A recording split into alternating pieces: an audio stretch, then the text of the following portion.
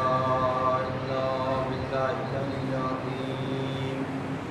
أعوذ بالله من الشيطان الرجيم. حسبنا الله ونعم الوكيل ونعم المولى ونعم النصير. بسم الله الرحمن الرحيم. الحمد لله رب العالمين، والصلاة والسلام على أشرف الأنبياء والمرسلين وخاتم النبيين سيدنا مولانا بالقاسم محمد. اللهم صل على محمد وآل محمد وعلى أهل بيته الطيبين الطاهرين المعصومين المظلومين، ولعنة الله على أعدائهم أجمعين من يومنا هذا إلى قيام يوم الدين. أما بعد، فقد قال الله تعالى في القرآن الحكيم وهو أصدق الصادقين وقوله الحق. بسم الله الرحمن الرحيم. والتين والزيتون وطور سينين وهذا البلد الحميد لقد خلقنا الإنسان في أحسن تقويم.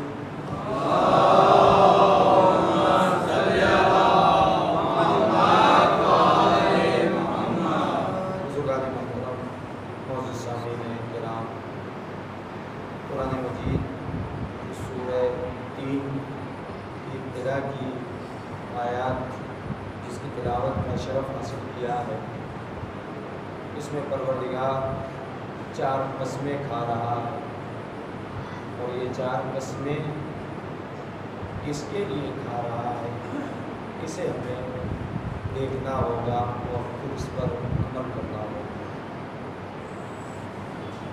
جب مسجدوں میں ماشاءاللہ الحمدللہ خدا آپ حضرات کی توفیقات میں اضافہ فرمائے، تو اس طرح کے مومنین جمع ہوتے ہیں جو کافی تعداد میں عبادت خدا بند عالم کرتے ہیں، تو واقعی اس منبر رسول سے میں عرض کر رہا ہوں کہ دل کو بڑا سکون پہنچتا ہے۔ جب ایک انسان کے دل کو سکون پہنچتا ہے تو خود اہل بیت کو کتنا سکون پہنچتا ہوگا۔ واقعاً شامل رحمت پروردگار بھی ہوتے ہیں، اور نگاہ اہل بیت اور کرم اہل بیت ان عبادت گزار پر شامل ہوتی ہے۔ خداوند عالم قرآن مجید میں سورہ 3 میں ارشاد فرما رہا ہے والتین والزیتون، تین کی قسم۔ واو عربی میں قسم کے لیے داخل ہوتا ہے، واو قسمیہ کہتے ہیں۔ والتین، تین کی قسم۔ تین ایک پھل ہے جسے انجیر کہتے ہیں۔ یہ اس کے بڑے فوائد ہیں، طب اسلامی میں بھی اس کا بڑا دخل ہے۔ اگر کسی انسان کے منہ سے بدبو آتی ہے تو انجیر اگر کھاتا ہے تو اس کی بدبو ختم ہو جاتی ہے۔ مسوڑے اگر کمزور ہیں تو مسوڑوں کو تقویت ملتی ہے، ذہن کو تقویت ملتی ہے سوکھے ہوئے انجیر کے پھل کو کھانے سے۔ اگر کوئی انسان انجیر کھاتا ہے تو معدے کی بیماریاں اس سے دور ہوتی ہیں۔ تین کی قسم کھا رہا ہے پروردگار، اس انجیر کی قسم کھا رہا ہے۔ والتین والزیتون، اور زیتون کی قسم۔ زیتون بھی ایک پھل ہے جس کا تیل ہوتا ہے، اور اس کا تیل جو ہے نقصان نہیں کرتا ہے، کھانے میں استعمال ہوتا ہے، مالش میں بھی استعمال ہوتا ہے یہ تیل، اور یہ تیل گرم ہوتا ہے، زیادہ تر ٹھنڈ میں استعمال کیا جاتا ہے بچوں کی مالش وغیرہ کے لیے۔ والزیتون، زیتون کی قسم۔ وطور سینین، اور سینا پہاڑ کی قسم۔ ایک پہاڑ ہے، وادی ہے، اس کی قسم پروردگار۔ وَهَذَا الْبَلَدِ الْأَمِينِ، اور اس شہر کی قسم جو امنیت والا شہر ہے، جس میں حضور تبلیغ کر رہے ہیں، اس شہر کی قسم۔ کتنی قسمیں پروردگار کھا رہا ہے؟ 4 قسمیں کھا رہا ہے۔ والتین والزیتون وطور سینین وهذا البلد الامین لقد خلقنا الانسان فی احسن تقویم۔ لقد عربی میں تحقیق کے لیے، تاکید کے لیے داخل ہوتا ہے، ہم کو جانا ہی ہے نا، کرنا ہی کرنا ہے، ہم کو یہ کام کرنا ہے، کرنا ہی کرنا ہے۔ 2 مرتبہ کہنا یعنی تاکید، لقد تاکید کے، لقد خلقنا الانسان، بالتحقیق ہم نے انسان کو خلق کیا، فی احسن، فی یعنی میں، السمک فی الماء، مچھلی پانی میں ہے، سمک کہتے ہیں مچھلی کو، فی کہتے ہیں میں، اور الماء یعنی پانی، السمک فی الماء، مچھلی پانی میں ہے نا، مچھلی میں پانی نہیں ہوتا ہے نا، مچھلی پانی میں ہوتی ہے، اس کی حیات ہے پانی، اس کی زندگی ہے پانی، جس طریقے سے عزاداری ہماری حیات ہے۔ اگر عزاداری ہم سے چھینی جاتی ہے یا عزاداری میں کچھ دخل ہوتا ہے تو انسان کو سکون نہیں ملتا ہے جب تک عزاداری انسان نہ کرے۔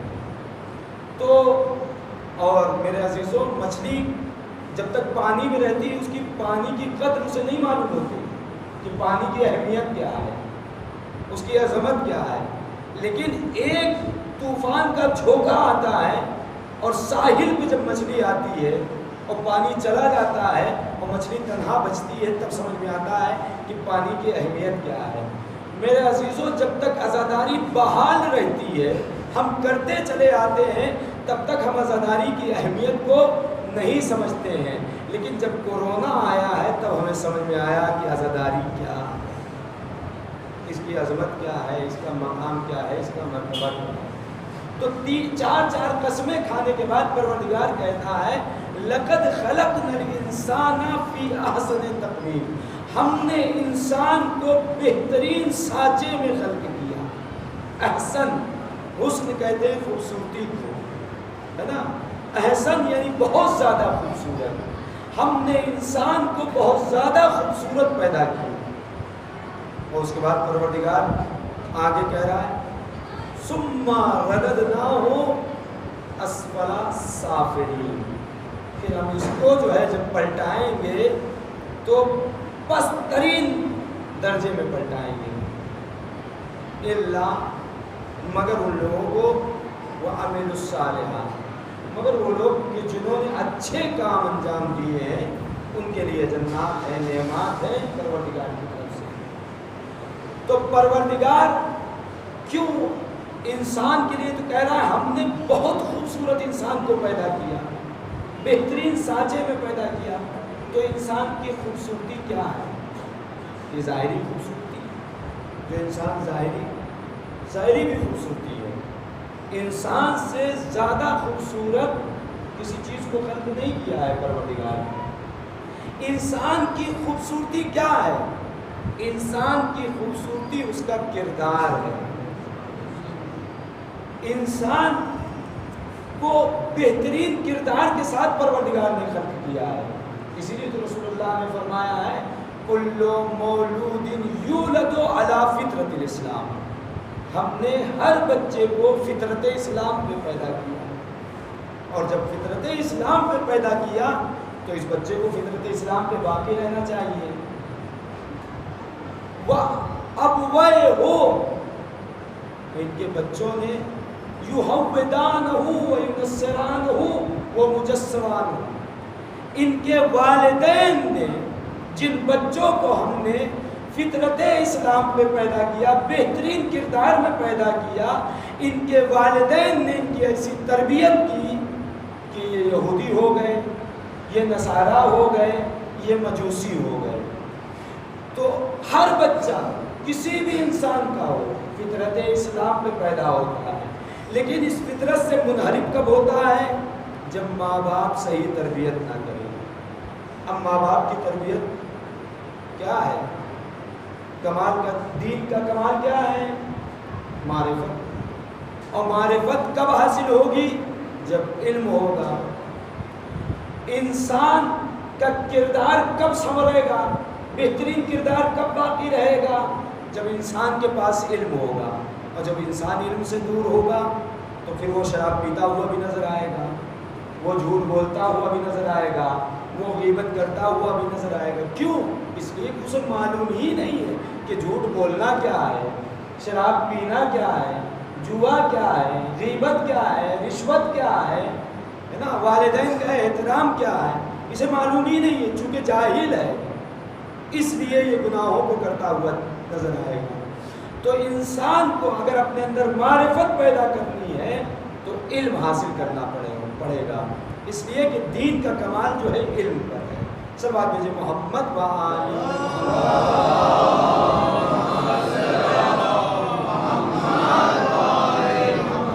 اب علم کی اہمیت معصوم فرماتے ہیں طلب العلم ساعت، 1 گھنٹہ، صرف 1 گھنٹہ علم کا حاصل کرنا، خیر من قیام لیلہ، بہتر ہے رات بھر کھڑے ہو کر نماز پڑھنے سے.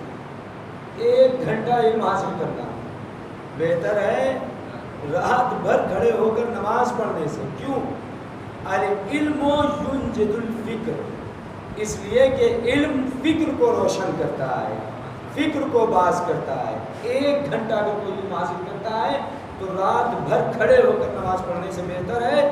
وَطَلَبُ الْعِلْمِ يَوْمًا، اور دن میں علم حاصل اگر کوئی کرتا ہے، خیر من صیام 3 اشہر، بہتر ہے 3 مہینے لگاتار روزہ رکھنے سے. دن میں اگر کوئی انسان 1 گھنٹہ علم حاصل کرے تو بہتر ہے 3 مہینے رات بھر عبادت سے اور 3 مہینے روزہ رکھنے سے بہتر ہے. علم کی کتنی فضیلت ہے، کتنی اہمیت ہے.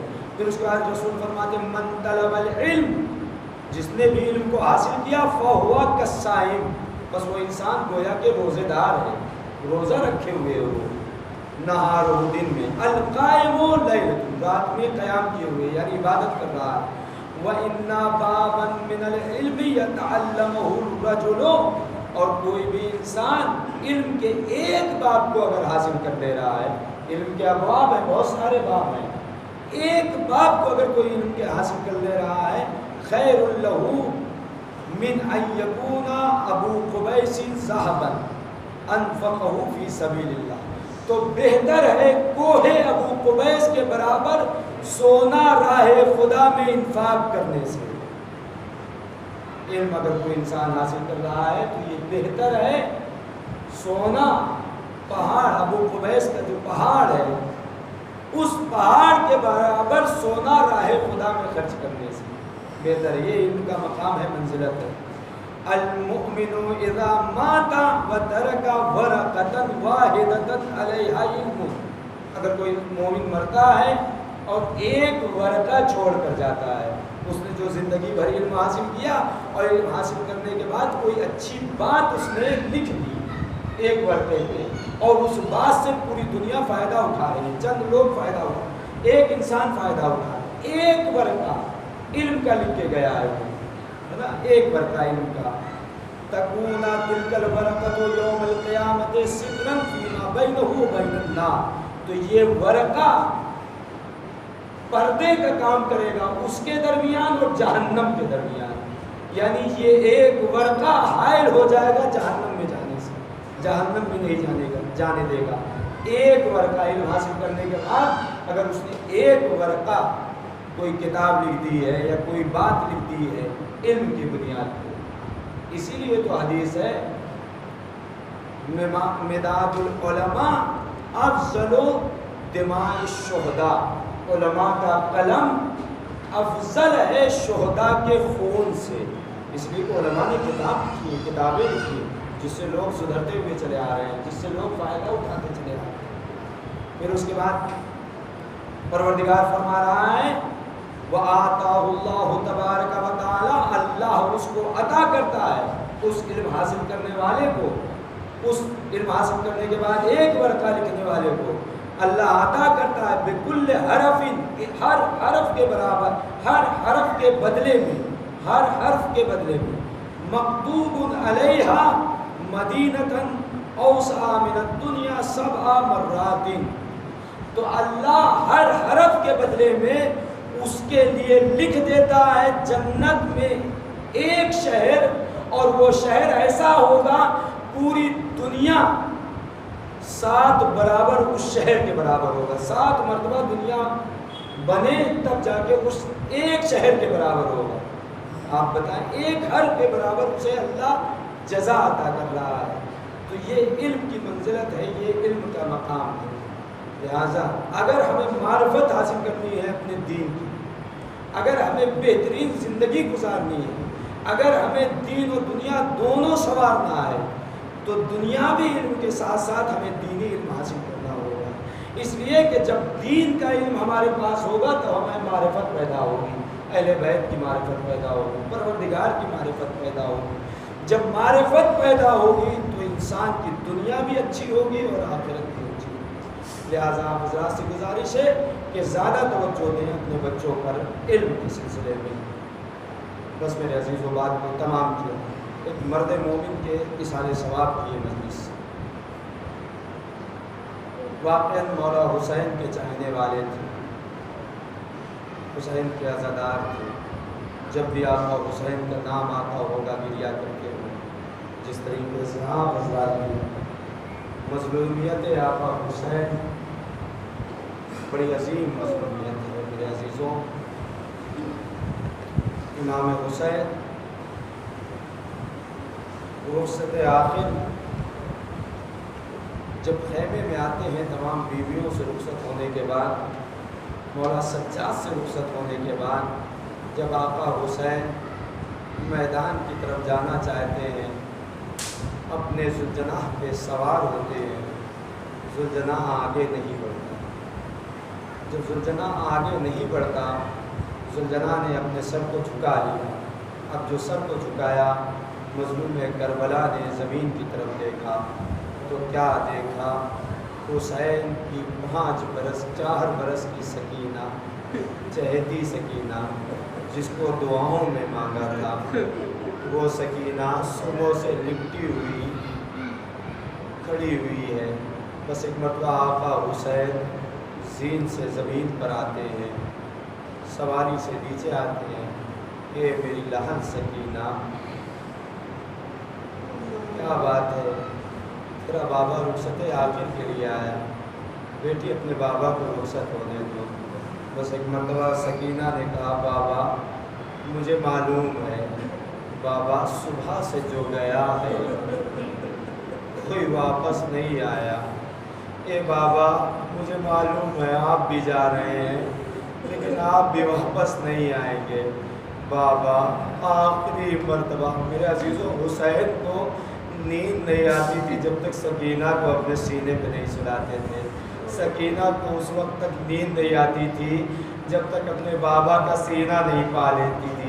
بس ایک مرتبہ سکینہ کہتی ہے, بابا آخری مرتبہ اپنی سکینہ کو سینے پہ سلا لو. حسین زمین کربلا پہ لیٹ جاتے ہیں, سینے پہ سکینہ کو لیٹاتے ہیں. تاریخ بتاتی ہے سکینہ کو نیند آ جاتی ہے. مجھے نہیں معلوم سکینہ کو کس نے حسین کے سینے سے اتارا, یقیناً شہزادی زینب نے اتارا ہوگا. میں کہوں گا اے شہزادی, آپ نے سکینہ کو حسین کے سینے سے اتارا ہوگا, بڑے احترام سے بڑے آرام سے اتارا ہوگا, کہیں ایسا نہ ہو سکینہ کی نیند خراب ہو جائے. میں کہوں گا اے شہزادی, آج آپ سکینہ کا اتنا خیال کر رہی ہے, حسین کی شہادت کے بعد یہی سکینہ ہوں گی جس کے رخسار پہ ظالم تماچے ماریں گے, تازیانے مارے جائیں گے, محبت سے حسین کے سینے سے جدا نہ کی جائے گی. جزاکم ربکم خیر الجزا. خدا آپ کو کوئی غم نہ دے سوائے غم مظلوم کربلا کے. ہاں عزادارو, حسین میدان میں پہنچتے ہیں. تاریخ لکھنے والوں نے لکھا ہے حسین ایک وقت میں 8 حملے کا سامنا کر رہے تھے. سامنے سے تیر و تلوار کو روکتے تھے, پیچھے سے تیر و تلوار کو روکتے تھے, دائیں جانب سے جو تیر و تلوار آتے تھے اسے روکتے تھے حسین, بائیں جانب سے جو تیر و تلوار کو آتے تھے اسے حسین روکتے تھے. اور ایک حملہ جو آسمان سے سورج کی گرمی کا حملہ اسے حسین برداشت کرتے تھے، زمین کی تپش کا حملہ حسین برداشت کرتے تھے، دو ایسے حملے تھے جسے کوئی برداشت نہیں کر سکتا تھا، حسین نے حملے کو برداشت کیا، ایک بھوک کا حملہ، ایک پیاس کا حملہ، آزادارو اسی حملوں کو روک کر حسین جب زین سے زمین پر آئے تو حسین کا لاشا زمین پر نہیں تیروں پہ معلق تھا، اسی لیے وقت کا امام کہتا ہے میرا سلام ہو اس شہید پر جس کا لاشا نہ زین پہ تھا نہ زمین پر تیروں پہ معلق